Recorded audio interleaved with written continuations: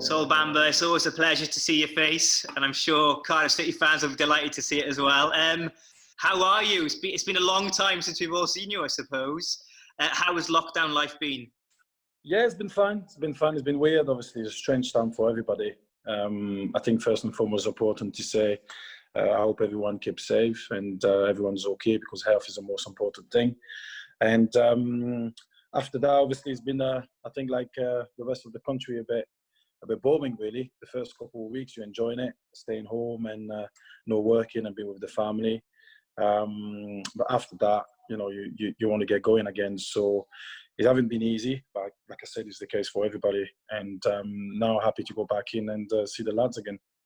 Be honest then, Sol. In the first few weeks, did you stop training?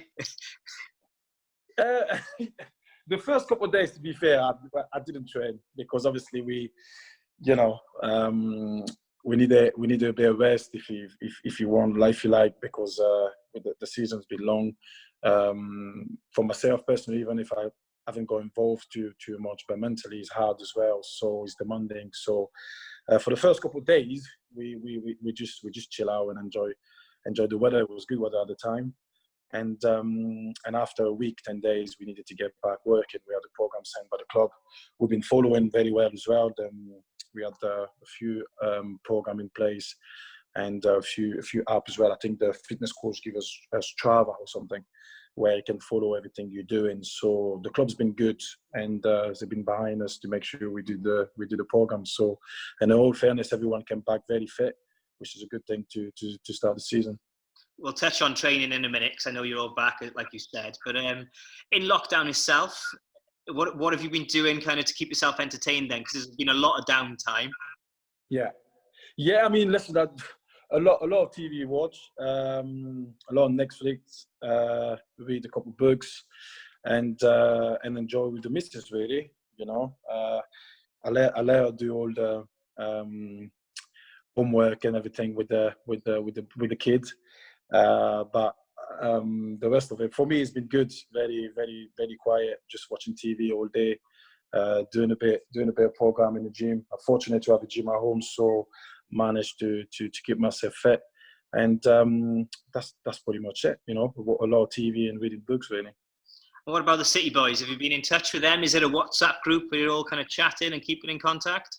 Yeah, absolutely. I mean, we missed that. We missed all the banter and all that. So we made sure we talk to each other through the group chat, and it's been busy. Everyone tried to keep in touch with each other. So it's been nice. But at the same time, it's not the same. We used to be in the dressing room and have a lot of banter. So it's been different, but it's been good. Everyone's in good form. Everyone keep an eye on each other and texting each other to make sure everyone's okay. You're saying all that with a cheeky smile on your face, so tell me, who's the naughty one in the WhatsApp group? Who's the one kind of pulling legs? The thing is, I smile because I try to stay as much as I can out of it, because some of the banter is on there. I'm too old for that, so I just stay out of it. But I mean, it's the usual suspect, isn't it? Is Mozart, the captain, Pato. Those two, Aiden Flint, they're always on it and sending like a lot of picture we can talk about, really. A lot of story, a lot of joke we can't really talk about. So that's about it, So I stay out of it. Less said, the better sometimes. Exactly. So you're back in training. What's it been like the first week? Were you training in smaller groups? Yeah, that was it. We were 5 at the time, and obviously we respect the social distances and all that. We didn't have access to the dressing room and to the gym, to the whole building, to be fair. And we come in, we already go our gear, and we're ready to go.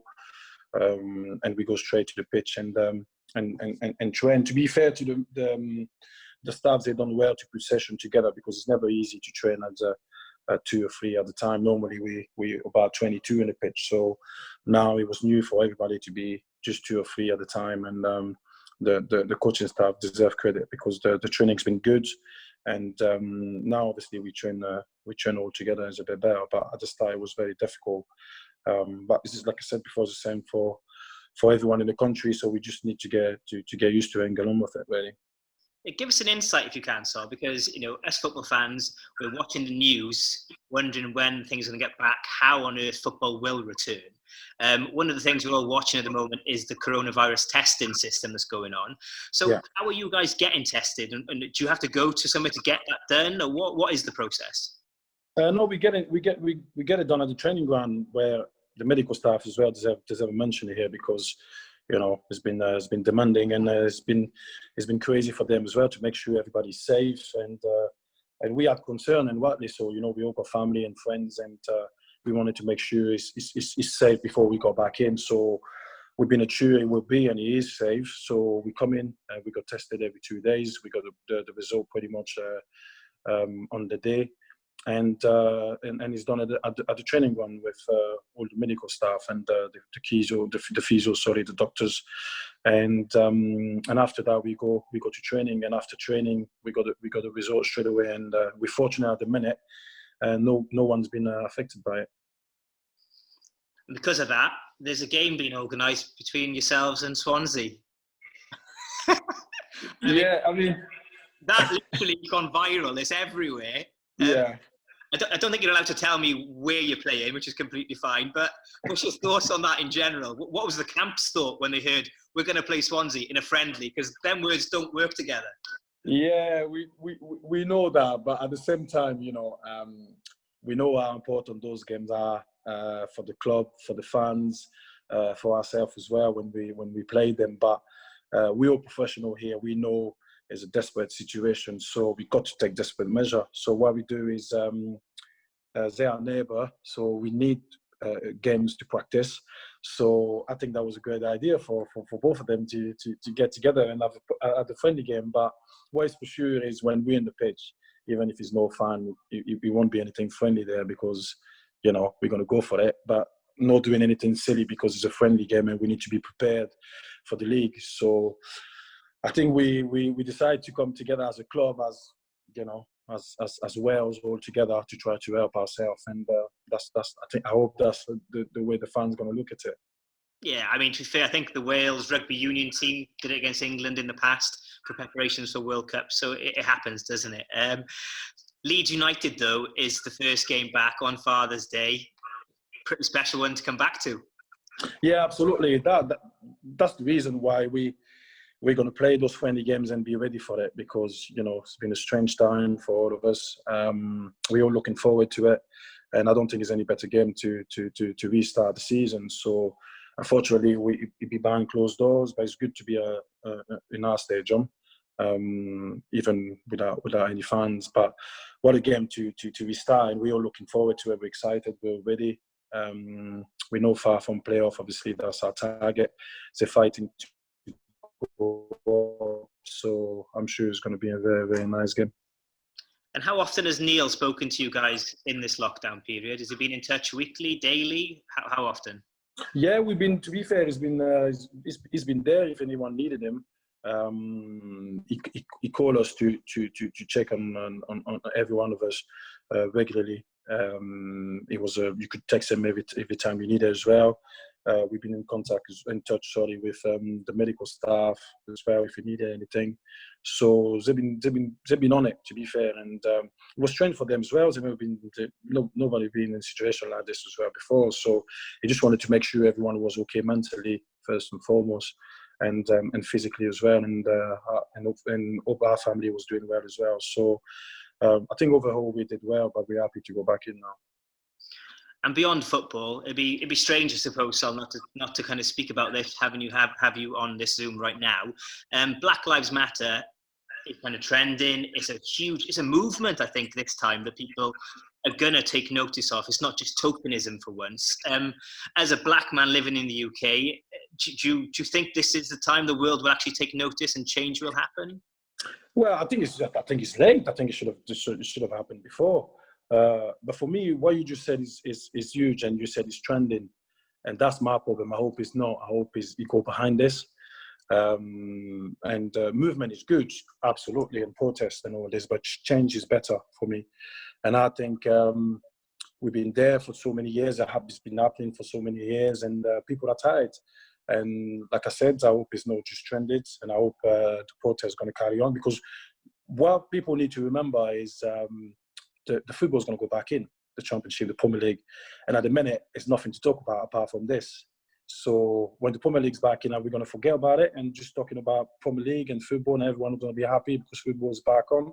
And that's where we need to be careful. So like I said, movement is good, but hopefully all those movements gonna come with something, and something have to be the change. So what can football do? I was speaking to Nathan Blake about this recently, actually, and he's just said it's always tokenism. It's a gesture from all the governing bodies around football. What can football do to make sure it's not tokenism this time? Yeah, I think everybody always said football reflects society, and so we want to see that, because there's a lot of black players and BMA community in football, in actually sport, in the game, but that doesn't represent in the FA, in the Premier League, a high responsibility job. And I think that's what we want diversity. And I think football can do a lot more, because I think first and foremost, when there's an incident about racism, we need to be taken seriously. I think most of the times they want to get rid of it or brush under the carpet, or the punishment is not strong enough. So what message does that send to the rest of the world? So I think football can do much better, more and more. But hopefully that's the start on something. But I think first and foremost, they need to listen to this player in this position, because most of the time the people who are in charge of football or clubs are no black people or ethnic minorities. So you need to listen to the one who dealing with it, and from there try to change things. Yeah, let's hope that you and many others feel that change is actually something that will happen and continue to happen as the football season goes back now, and it's not forgotten. Last question for you, Sol. Have you missed football? Yeah, a lot, because for me, football is nearly all my life, really. Apart from my family, I miss watching it. I miss talking about it. I miss training. I miss playing. So I'm happy we're back in, and hopefully it'd be good. It'd be good for everyone in the world and in the country in particular to start watching football and hopefully try to move on from the last 3-4 months we've been through, because that's been difficult for every single one of us. And the Cardiff City fans will want to know the playoffs. Can we sneak in there? Can we make it happen?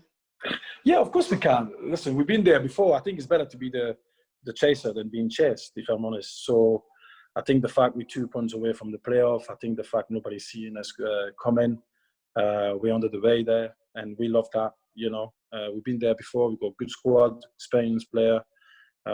It's 9 games to go. We've got nothing to lose. Just have to go for it. So I'm sure we got a good chance to do it. Sol Bamba, it's always an absolute pleasure to talk to you. All the best for the rest of the season and that first game back with Leeds. Thank you. I appreciate that. Pleasure.